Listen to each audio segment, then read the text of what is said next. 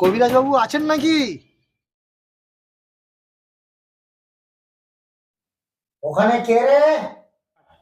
আমি গোপাল, চেন্ন গোপাল গো। কবিরাজ বাবু। ও তুই ছুটে ছুটে এসেছিস? আবার কোথায় ফেসেছিস? মনে হয় কাঁদার জায়গায় হাহা করে হেসেছিস। ঢোকার জন্য হাস, তবে তোর ঢোকার অনুমতি পাস।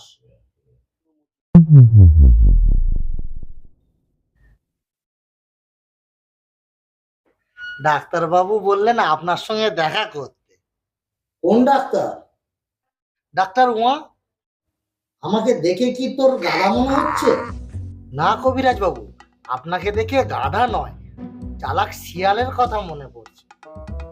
দিনে কেউ ঠিক মানুষ চিনেছে। আয় আয় ভিতরে ঢুকে আয়।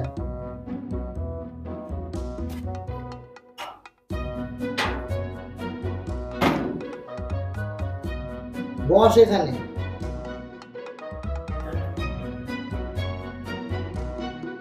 জানেন কবিরাজ বাবু, আমি চা খেলে বউকে আর দেখা পাই না, আর বউ ভাবে আমি ওকে না দেখার ভান করেছি।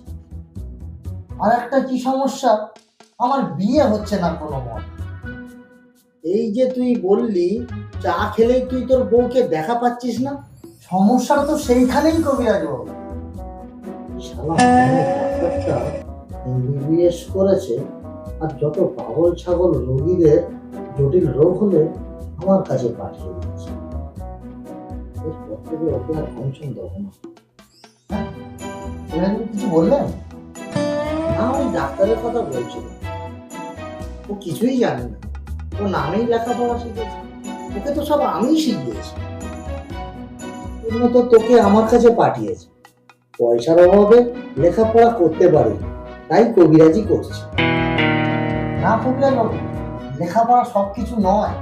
আমাদের ওখানকার একটা ছেলে লন্ডন ফেরত এসেছে। কি শিখে এসেছে জানেন? হাসি। আমাদের এলাকার লোকেদের সকলকে নিয়ে মাঠে সকালে হা হা করে হাসাচ্ছে। ভাবুন, আর গ্রামের লোকেদের বলেছে স্বাস্থ্যের জন্য উপকার। গ্রামের সব মূর্খ সূর্খ মানুষ ওখানে গিয়ে হা করে হাসে, আর নাম দিয়েছে লাফিং ক্লাব।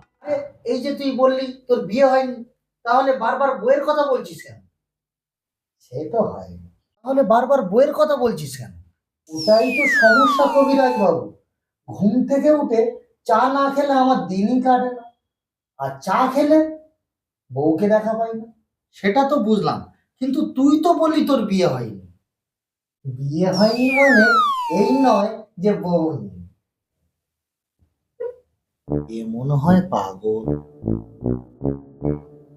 আচ্ছা বুঝলাম, তোর বিয়ে না করা বউ, এটাই তো? হ্যাঁ, মনে করবি বিয়ে করব করব ভাব।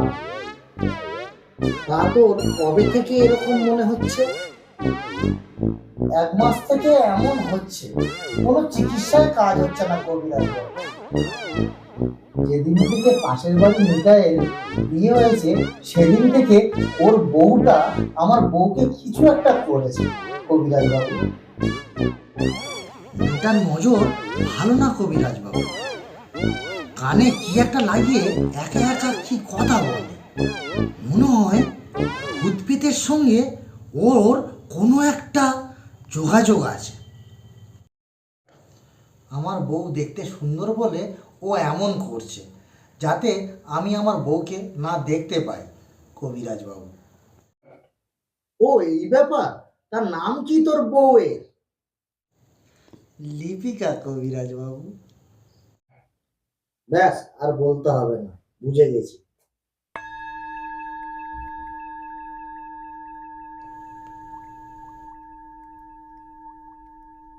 তোর বউয়ের চুল কাঁধের নিচ পর্যন্ত,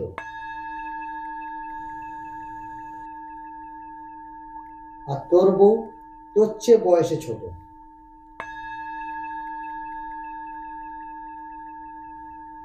তুই চা খেলে তোর উপরে তোর বউ রেগে যায়।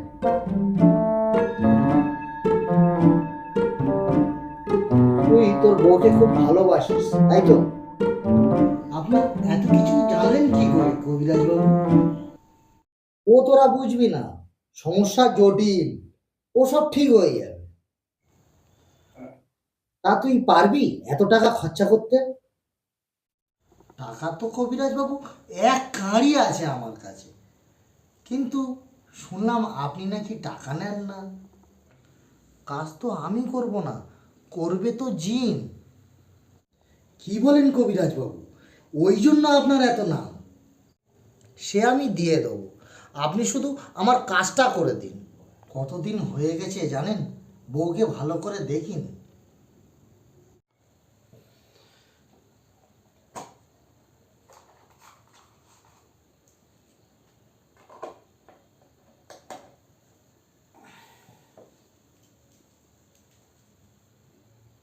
নে বল আমার সঙ্গে সঙ্গে। বিড়ি, সবুজ সুতোর বিড়ি, সবুজ সুতোর বউ হয়ে যা ফিরি, বউ হয়ে যা ফিরি, মুখ পোড়া বিড়ি, ওদের মুখে পড়ুক জ্বলন্ত বিড়ি। বিড়ি, জিনে মরা বিড়ি, পাশের বাড়ির লোকেদের এবার হবে ছিড়ি। জিনে মরা বিড়ি, দেখাও মুক্তির সিঁড়ি, বিড়ি বিড়ি বিড়ি। এই নে, বাড়ি গিয়ে মনে মনে বলবি, দে 3,000 টাকা। বলছি কবিরাজ বাবু, বিড়িগুলো দিয়ে কি করব? ভোরের বেলায় খাবি, আর একটাকে জানালার মাঝে সাদা সুতোয় ঝোলাবি, একটাকে মাদুলি করে হাতে গলায় বোলাবি, হাতে যদি বাঁধিস মোটা করে ফোলাবি। তা কবিরাজ বাবু, এটা কি বিড়ি? এটা বিড়ি নয় রে, তোরা এটা বুঝবি না। তুই জানিস কে কে আমার কাছ থেকে বিড়ি নিয়ে যায়? বা তিরিং বিড়ি, আর ফারাক্কা থেকে নৌকা নিয়ে আসে এক হুজুর। এটা কি জানিস তুই? সত্যি কথা বলতে এটা ওই ডাক্তারি সুর। শোন, এটা কিন্তু একা একা খাবি, খাওয়ার সময় বারবার এদিক ওদিক তাকাবি। যদি কেউ দেখে ফেলে হয়ে যাবে নষ্ট, তখন তুই হয়ে যাবি পুরো পথ ভ্রষ্ট। তা কবিরাজ বাবু, আমি একা কিভাবে খাবো? বউ তো দেখে ফেল। একাই তোকে খেতে হবে, যদি জ্ঞানী কেউ দেখে ফেলে আমাদের ঢাক ঢোল পিটে যাবে। আচ্ছা কবিরাজ বাবু, তখন দেখবি ডাক্তার কবিরাজ ফিরে যাবে বাড়িতে, চিন্তা অনেক তোর জড়াবে দাড়িতে। আর চা খাবি না তুই 7 দিন। তুই এখন যা, বেরোনোর সময় হাসবি, বিড়ি খেয়ে আসবি, মূর্খ বোকা ফাঁদে পড়ে পাগল হয়ে নাচবি। আচ্ছা কবিরাজ বাবু, আসছি।